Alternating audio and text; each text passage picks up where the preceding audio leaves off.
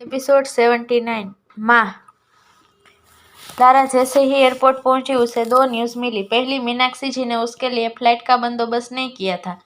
Lara पहले से ही शांति थी, वो चाहे तो भी बिना सिंघानिया फैमिली के आदमियों की परमिशन के बिना वो सिंघानिया फैमिली का प्राइवेट प्लेन नहीं दे सकती। उसने तो बस उन्हें डराने के लिए वो सब कहा था। रही बात उसके अमेरिका जाने की, तो उसने इस बारे में सीएम से बात कर ली थी। दूसरी, मुन्ना के बारे में। लारा के आदमी काफी समय से हॉस्पिटल पर नजर रखे हुए थे। उन्होंने अरशद के सिक्योरिटी गार्ड के सिवा उसके किसी भी आदमी को हॉस्पिटल के अंदर आते जाते नहीं दिखा था। जब उन्होंने मुन्ना को वहां देखा तो तुरंत लारा को इन्फॉर्म कर दिया। लारा इसी बारे में सोच रही थी कि उसका असिस्टेंट बोला, मैडम आपको क्या लगता है, क्या वो लड़की हॉस्पिटल में हो सकती है?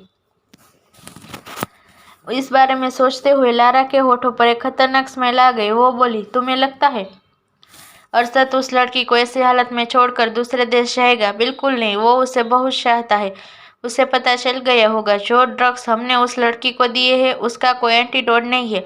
उसका जिंदा बच पाना लगभग नामुमकिन है। ऐसे में अरशद उसके इलाज में कोई कमी कैसे रहने दे सकता है? आई एम डैम श्योर वो उसे अपने साथ ले गया है। उसके असिस्टेंट को भी लारा की बात सही लगी। वो बोला, राइट, अरशद सिंघानिया ने जानबूझकर अपने आदमी हॉस्पिटल से नहीं हटाए। ऐसा करने से उसके दुश्मनों का ध्यान हॉस्पिटल पर रहेगा। लारा तिरछी स्माइल के साथ बोली, इतना कुछ करने का भी कोई फायदा नहीं है।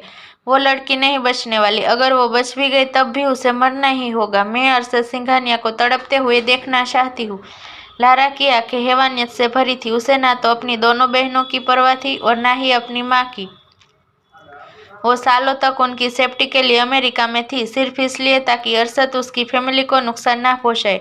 लेकिन अब वक्त आ गया था वो अपना बदला ले और फिर से अंडरवर्ल्ड की दुनिया पर हुकूमत करे। जहां लारा की नफरत आसमान छू रही थी, वहीं अनन्या बेड पर बेहोश पड़ी थी। मुश्किल से 2 दिन गुजरे थे और उसका शरीर आधा हो गया था। वो पहले से ही दुबली पतली थी और अब वो और भी ज्यादा वीक हो गई थी। उसकी शरीर से वो लाल निशान अब छाले का रूप ले चुके थे। दरवाजे पर लगे ट्रांसपेरेंट मिरर से अरशद एकटक अनन्या को देख रहा था।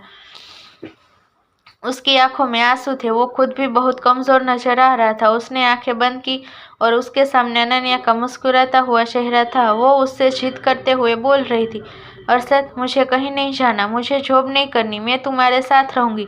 तुम मुझे अपनी कंपनी में ही काम पर रख लो। तुम्हारी खुद की इतनी बड़ी कंपनी है, फिर तुम मुझे दूसरों की कंपनी में काम करने के लिए क्यों भेज रहे हो?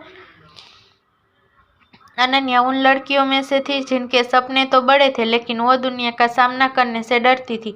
उनके पास टैलेंट तो होता था, मगर वो दूसरों के सामने अपनी खूबियां उभर कर शो नहीं कर पाती थी।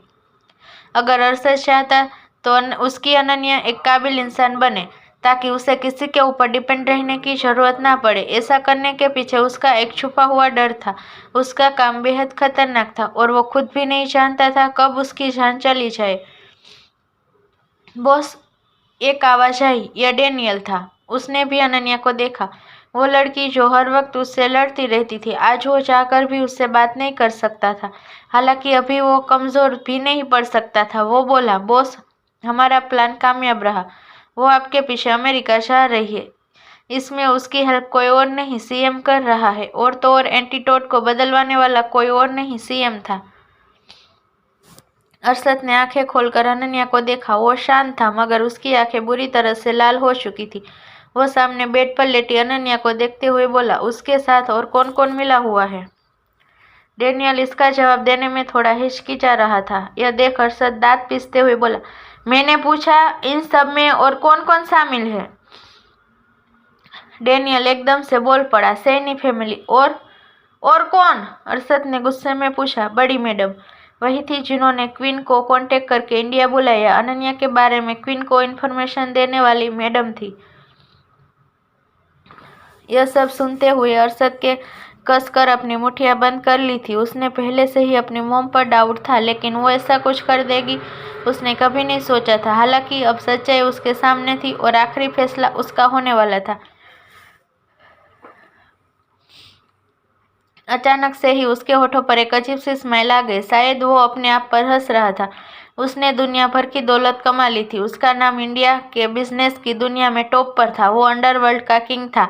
लोग उसके सामने मुंह खोलने से पहले 100 बार सोचते थे, मगर इतनी कामयाबी, इतना रुतबा, दौलत होने का क्या फायदा? आखिर में वो अपनी माँ से ही हार गया। एक ऐसा इंसान जिस पर दुनिया का हर एक इंसान आंख बंद करके भरोसा कर सकता है, उसे माँ कहा गया है।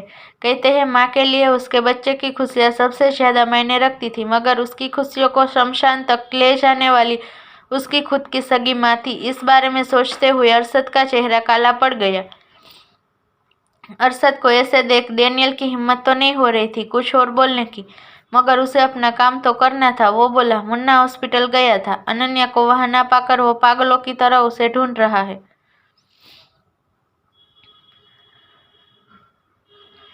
फाइनली अरशद ने आखिरी बार अनन्या को देखा और वहां से जाते हुए बोला, उसे इन्फॉर्म करो, अगर वो अनन्या को दोबारा देखना चाहता है तो उसे मित्तल फैमिली का तख्त संभालना होगा।